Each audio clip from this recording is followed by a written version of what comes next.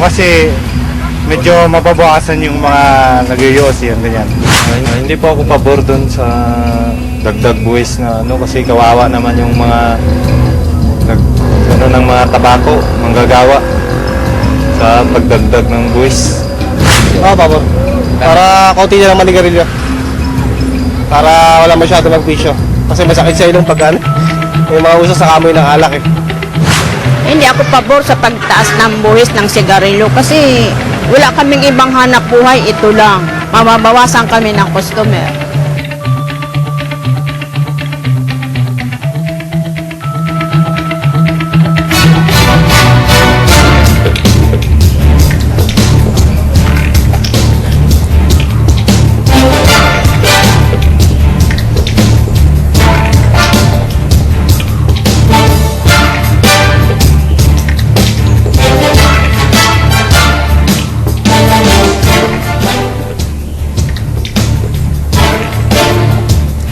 Balik tayo kay Dr. Lanson. Doc, mukhang marami ang nagtatanong sa inyo. Sa ating Facebook, kay Mr. Menciano, sabi niya po, mukhang malaki ang effect ng sin taxes sa productivity ng mga BPO agents. Ang yosi at bill daw po ay pampagising sa karamihan sa kanila. Ano pong marirecommend niyo po na pangpalit at ano po bang panglaban sa stress ang pwede pang i-consider? At itanong ko na rin po yung next question na lumabas sa ating Twitter. Is there any medicine or prescription that would help us to stop smoking? Doc? Okay. Napakagandang katanungan yan. Kasi yan ang isa sa lessons dapat maintindihan natin. Ang non-communicable disease or lifestyle disease ay sakit ho yan ng hindi ng matanda. Sakit ho ngayon ng mga bata yan at saka ng mahihirap. Now, ang problema ho na nakikita natin ngayon sa mga call centers right now at saka sa mga casino, sila ho dahil ho sa bisyong yan, may second hand smoke, may third hand smoke, at saka dun sa pampagising. Ang problema ho niyan, pag ho sobra ang gamit nyo yan, meron ho level na pwede ho tayo magkaroon ng sakit. Sa continued use yan. So sa aming pag-aaral ngayon, napakarami ho ngayon ng mga bata ho na may sakit. Dati ho, age 40. Ngayon na nakikita namin ho sa clinic na nagkakaroon ho ng sakit ay edad 30. Yung binabanggit nating stroke, heart attack, cancer, COPD. Ngayon ho, 1 decade, 2 tayong advance ngayon. Nakikita natin.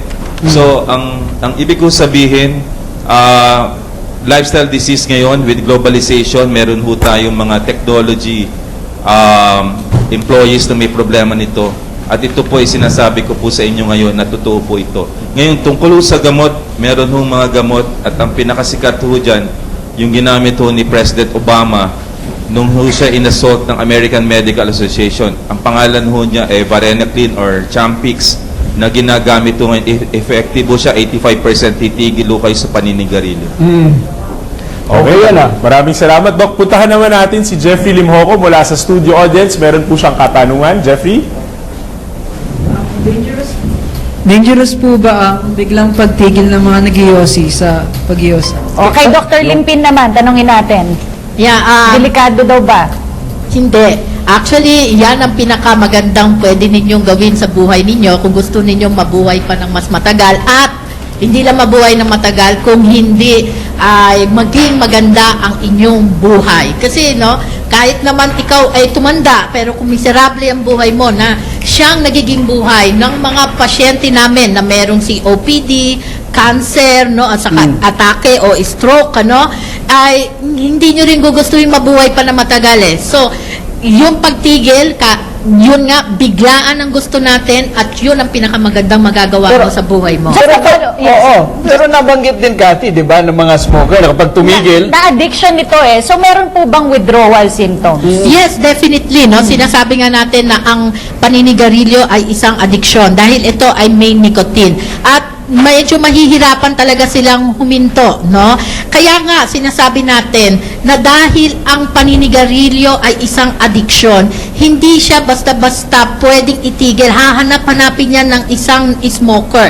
So, sagutin ko din po yung gusto sanang ni Congressman Ortega, yung sinasabi niya na yung pinaka-cheapest price daw na sigarilyo ay 1,000% ang itataas. Sa akin po, sa aking pag-iisip, simpleng pag-iisip lang, saka siguro para sa mamamayan, Ano ba ibig sabihin ng 1,000%? Hindi ko to masyado maintindihan eh. Pero ilagay na lang natin sa exact figure. Kasi sa ngayon, ang pinakamababa na presyo ng sigarilyo, kung hindi alam ni Congressman Ortega, ay 5 piso.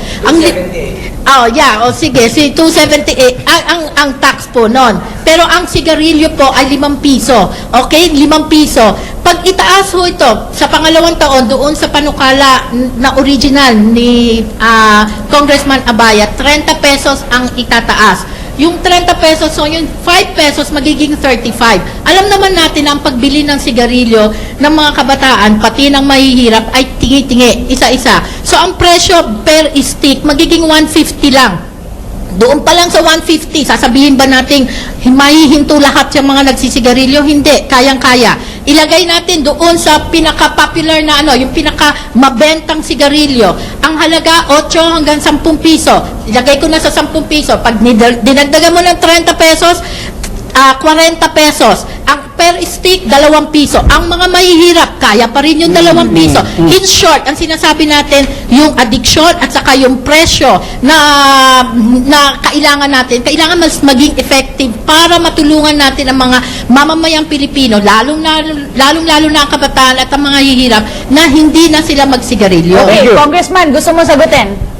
First of all, may I just say, stop smoking is not the best. Do not smoke at all is the best. Especially to our young people here, do not smoke Parang may at all. mga nagbubuntunan You niya. can get the addiction.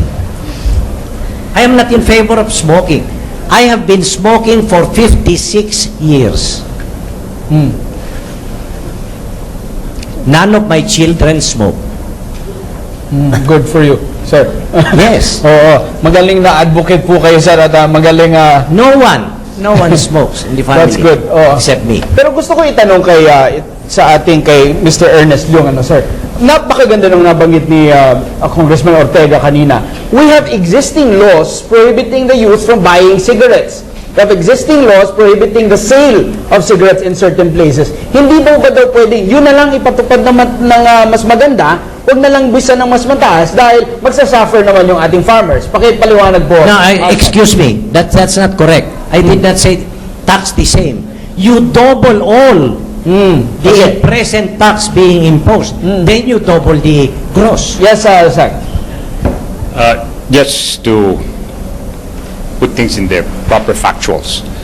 The prohibition of law is not by age. I don't think it's by age. It's by places, workplaces, Yes, so forth. places, yes. And gradually, enforcements of those things are getting to be more effective. Still, the addicted will go out to smoke and will still pollute the environment for people who are nearby. That kind of approach is necessary, but it's not sufficient.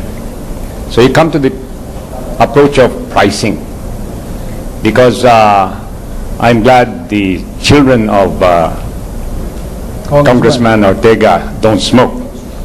That is a very impressive father, smoking and able to convince the children not to smoke. The demonstration effect in the case of your family is a very interesting norm of behavior, which is probably not so in many families. They'll do what the parents do. And especially if it is cheap, they will follow it through.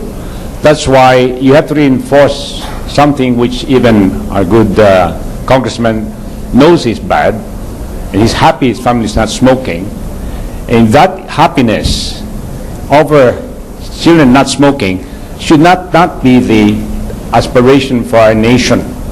If they don't have the discipline of a father like you, let's use price incentives, disincentives, to stop them from smoking.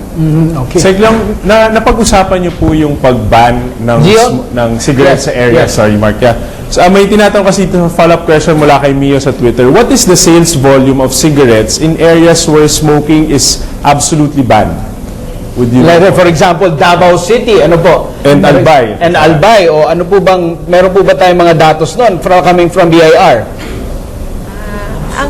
Ang data po namin sa BIR ay wala po kami yung by region. Meron kami kabuuan na total na volume na nire-remove ng mga cigarette manufacturers, umaabot po ng 4.5 billion packs a year. So yun ang nakokonsume mo na nakukonsume na sigarilyo ho. 4.5 billion packs po a year. Gusto ko lang sundan ito ng question dito. While with BIR, ano po, yung isang sinasabi natin dito, yung revenue aspect na 13 billion pesos. Pero sinasabi natin, ang laging tanong when you're talking about a tax law, who bears the cost of this tax law? Ang sinasabi natin, ang magbabayad po ba nito ay mayaman o mahirap? Sa ating pong itong sin tax law, sino po ang magbabayad nitong kabuuan nitong 30 billion na ito, ma'am? Lahat. Lahat ng consumer. Kasi ipapass on yan eh. Mahirap po ba yun o mayayaman? Tingin ninyo, base sa ating figures. Parehas lang, pero mas yung mga mababa. Kasi yun nga sabi ni Congressman, mataas ang increase ng tax ng low price. Pero nga dahil nga dinidiscourage natin talagang consumption, yun naman talaga ang objective nitong sin tax natin. Hindi naman dahil sa more on health measures natin. Hindi sa yung revenue siguro parang secondary na lang doon. Kasi actually yung 30 billion, 31 billion, incremental lang yon. Sa ngayon na nakokolekta namin sa itong sin tax na to, sigarilyo, alak, tsaka fermented liquors, umaabot na 48 billion. So 48 billion plus 31 billion, so almost 80 billion na nakokolekta natin lahat sa sin taxes na to. Okay. So yun. May I just make a slight correction? Go ahead, Congressman. This is not a revenue, this is not a health bill. This is a revenue bill. Kasi nga tax law po siya. Incidentally affecting health of many of our people. But it was presented in Congress as a tax measure. That is why it was sponsored by the Committee on Ways and Means, not by the Committee on Health. Ayun. Nais na po namin ipabatid sa aming mga manonood na inimbitahan po ng Telebisyon ng Bayan ito mga representante ng mga tobacco companies, ngunit sila po ay nag-decline na umattend ng aming special forum ngayong araw. Maganda sana, Mark, kung makukuha natin ang kanilang side nitong dito tungkol sa sin tax bill na ito. Marahil, Cathy, dahil hindi pa tapos ang debate sa Senado, tinutuon nila yung kanilang all their efforts in negotiating and lobbying there at the Senate para siguro marinig sila. Siguro tuloy natin kay Penny, Penny Kimbo. He's a bar owner. Wala ba kayong fear, Penny, na because of the higher prices, your revenues will go down? So you're indirectly affected. All the other businesses concerning entertainment businesses will suffer. Before I start, I just want to say that it's actually really what Kong was saying, that it's true that it is to generate income for the government. It's really not to stop people from smoking or drinking, because if you want to stop smoking or drinking, you just pass a law that bans smoking and drinking, really. So, but to answer your question, we're not that affected really by it. Sabi nyo na mahihinto yung pag-inom ng tao or pag-yosi ng tao, but if you look at Singapore, you can't, there's a sin tax already, pero the people there, they drink, they smoke, they spend all this money still. So for us, we're not really that affected. It's still gonna happen. What happens is we just raise our prices. For example, if we're selling our beers for 100 pesos in the bars that we have, if they put a tax on it, we'll sell it for 300 pesos or 400 pesos or 500 pesos. Kasi we have a percentage. Let's say this is our cost, we multiply that times 4, and that's what we sell the price for.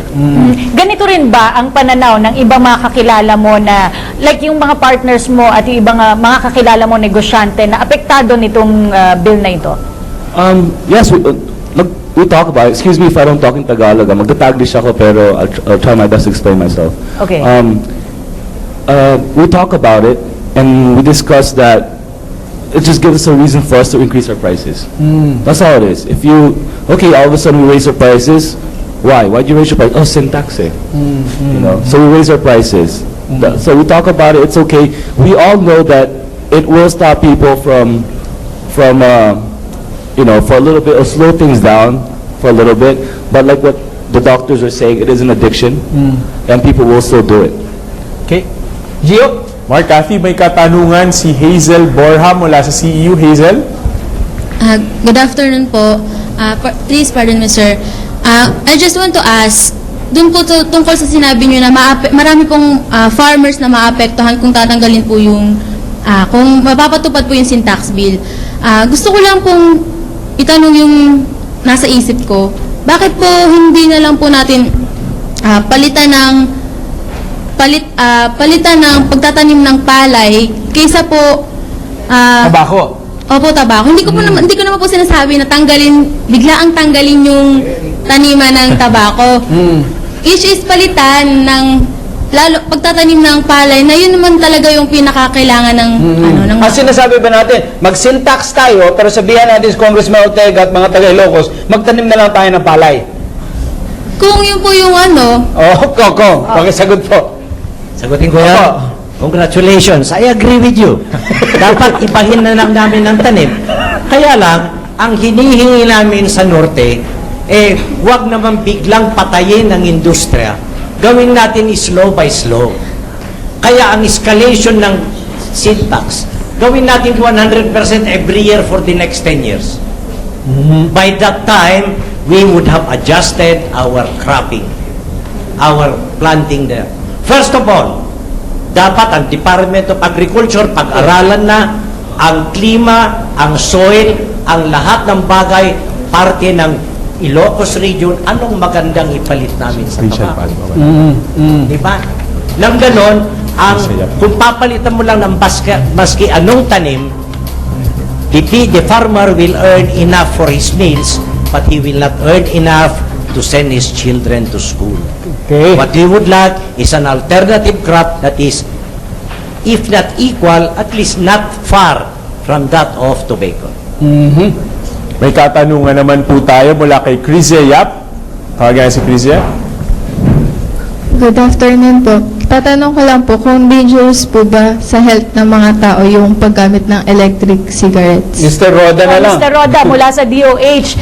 Delikado daw po ba yung paggamit ng e-cigarettes? Marami tayong nakikita yung mga gumagamit yan. Maraming gumagamit nga. Unang-una, ang electronic cigarette ay hindi nicotine replacement therapy. So, hindi po siya pamalit sa paninigarilyo. Pangalawa, may mga studies na abroad pero hindi pa malakihang study na may effect din. Pero sa ngayon, hindi man siya naglalabas ng usok, may linalabas naman siyang vapor na yun ang ngayon ang tinetest kung makakasama rin yan sa kalusugan. Pwede ko sagutin po yung... Go ahead. Sige pa. Hindi ho natin mapuputol ang addiction kung parang simulator lang gusto natin. Ay, ibig sabihin, the addiction is still there kasi you're trying to replace it with something eh. So, hindi yan effective.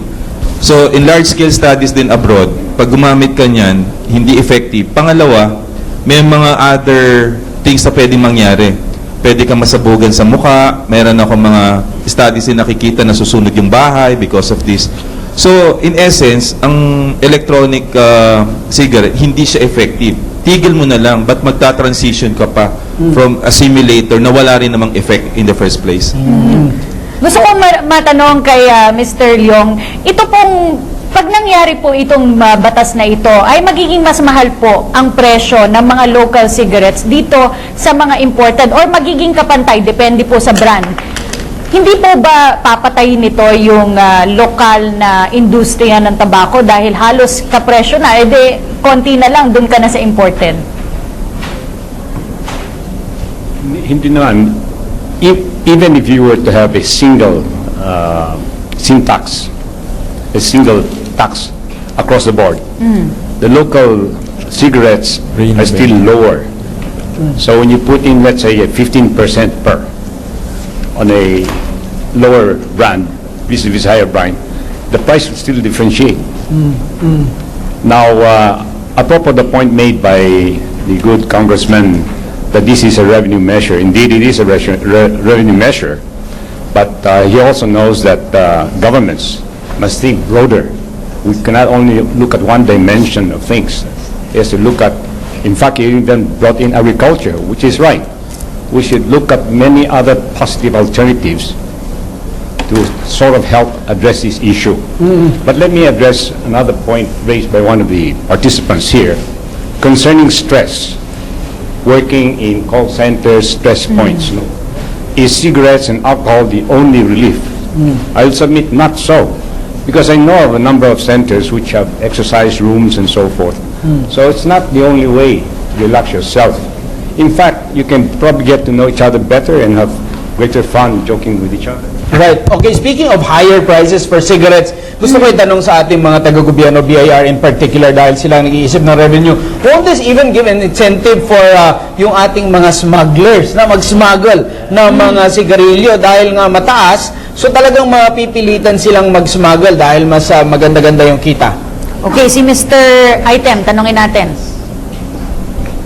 Sabi nga nung nagdi-deliberate, dahil sabi, pag tumaas yung ang mga prices, parang magiging ano nga daw yan, parang ang tendency is baka pumasok daw yung smuggling. That's why kung tutusin, ang may jurisdiction dyan yung BOC. Silang dapat magpulis ng kanilang ranks, pagbutihin nila yung anti-smuggling campaigns nila. So problema na ng Bureau of Customs yun, but the benefit will be with us. Gio! Maraming salamat. Tawagin naman natin si Reynabel Jordan. Reynabel? Good afternoon po. Ask ko lang po kung, di ba po sa paketa ng sigarilyo, may nakalagay pong government warning, cigarette smoking is dangerous to your health. Bakit pa po nila kailangang ilagay yun kung siguro pwede naman po sanang mag-produce ng iba?